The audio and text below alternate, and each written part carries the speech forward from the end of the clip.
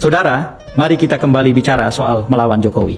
Penyelewengan kekuasaan dalam pemilu 2024 sebetulnya tandanya sudah terlihat sejak jauh hari. Salah satunya tercatat dalam angka besaran bantuan sosial dari pemilu ke pemilu yang sekarang kita punya. Pada tahun 2009 atau pemilu kedua periode Pak SBY, angka bantuan sosial yang dikeluarkan oleh negara adalah 17,7 triliun.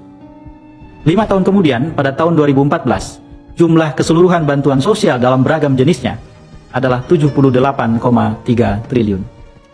Lalu kemudian pada tahun 2019, dalam periode kedua Pak Jokowi yang lalu, angka bantuan sosial membengkak menjadi 194,76 triliun. Saudara tahu berapa angka bantuan sosial 2024? 560,36 triliun. Dikeluarkan sejak tahun 2023 hingga ke penyelenggaraan pemilihan umum. Menurut hemat saya, tidak bisa kita biarkan hal ini terjadi. Ini akan menjadi modus operandi ketika setiap penguasa atau incumbent atau orang yang berkuasa yang punya konflik kepentingan dan ingin membantu keluarganya untuk menang pemilu akan menggelontorkan dana negara untuk tujuan partisan. Berhimpitan dengan kerja elektoral, seolah-olah tidak ada kaitan, tetapi sesungguhnya dimanfaatkan untuk kegiatan pemenangan. Ini tidak boleh dibiarkan. Setelah itu dilengkapi dengan keluarnya putusan MK nomor 90 tahun 2023, yang hingga saat ini rasanya tidak ada orang yang membantah bahwa ditilik dari sisi materi perundang-undangan dan perdebatan istilah, itu adalah nepotisme. Sesuatu yang haram hukumnya, yang tidak boleh dilakukan oleh Presiden. Laporan demi laporan tentang mobilisasi aparatur juga kita dengar, kita tonton di mana-mana. Tidak usah mencari-cari saya untuk meminta penjelasan itu. Silahkan buka data digital, banyak tersebar di mana-mana. Dan kita sekarang ini sangat terbantu misalnya dengan sudah beredarnya film yang menurut saya amat sangat baik untuk membantu banyak orang menilai keadaan, yaitu Dirty Vote. Menurut hemat saya, dengan menonton film semacam ini, mata kita terbuka tentang berbagai potensi kejahatan pemilu dan kecurangan memang nyata ada di sekitar kita. Saudara-saudara, perlawanan terhadap Presiden Joko Widodo adalah satu kegiatan konstitusional yang layak dilakukan oleh siapapun yang ingin bersikap. Kita tidak bisa biarkan pemilihan umum lewat, lalu kemudian aroma, semangat, nilai, aksi dari perlawanan ini menguap seperti kata-kata di udara. Seusai pemilu kemarin, sejumlah kawan bertanya kepada saya, lalu bagaimana soal pemakzulan? Memakzulkan Presiden Jokowi tidak ada kaitan dengan siapa yang kalah dan siapa yang menang dalam pemilu 2024.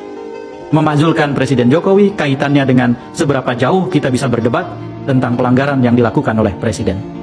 Dan ketika kemudian kita temukan pelanggaran-pelanggaran itu sudah cukup memadai untuk membuat proses pemakzulan bisa dilakukan, maka sebagai warga negara kita berhak untuk mengatakan Presiden layak dan selayaknya dimakzulkan. Bahwasanya kekuatan politik tidak bisa memproses itu adalah bagian dari pertarungan demokratis yang harus kita sadari. Jika ingin keadaan berubah, maka komposisi kekuasaan harus berubah. Dan salah satunya adalah siapapun presiden yang memerintah selepas Jokowi sebaiknya mengikhlaskan oposisi kuat di luar pemerintahan. Dan partai-partai yang saat pemilu kemarin tidak ada dalam kubu Presiden Jokowi sebaiknya menahan diri, tidak tergiur oleh kenikmatan untuk berkuasa, dan mereka bersikap melanjutkan perubahan atau perbaikan. Dengan begitu, maka warga negara yang ingin melawan merasa ada pihak yang membersamai. Maka angka kepercayaan terhadap parlemen, angka kepercayaan terhadap partai politik yang selama ini turun akan terkoreksi naik. Mengapa selama ini turun? Karena semua partai menjalankan satu peribahasa. Sukses itu banyak orang tuanya, gagal itu yatim piatu. Ketika sekelompok kecil orang sudah menang, sekelompok besar sisanya merapat, mendekat, dan minta diajak. Di sisi yang lain, Presiden punya kepentingan membangun koalisi besar, karena sistem presidensil dengan multipartai Indonesia membuat semua presiden terancam deadlock atau jalan buntu kelembagaan kalau kebijakannya ditentang dengan keras oleh DPR. Mari keluar dari jebakan itu dengan tetap bisa memerintah secara efektif dengan simple majority, tak usah terlalu besar, di bawah 60% pun cukup, dan pada saat yang sama ada oposisi politik yang terus berjalan. Menurut hemat saya, perlawanan terhadap Jokowi memang selesai 20 Oktober tahun 2024 jika Jokowi tidak dimajulkan. Tetapi selepas itu, dari 20 Oktober 2024 hingga 20 Oktober 2029, kita menjalani perjalanan panjang.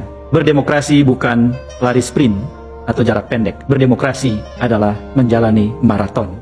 Perlu kesiapan, perlu tenaga. Mari persiapkan itu, dan jangan larut dengan apapun hasil pemilu 2024. Saya F. Saifullah Fatah, wallahul muwafiq ila aqwamit thoriq. Assalamualaikum warahmatullahi wabarakatuh.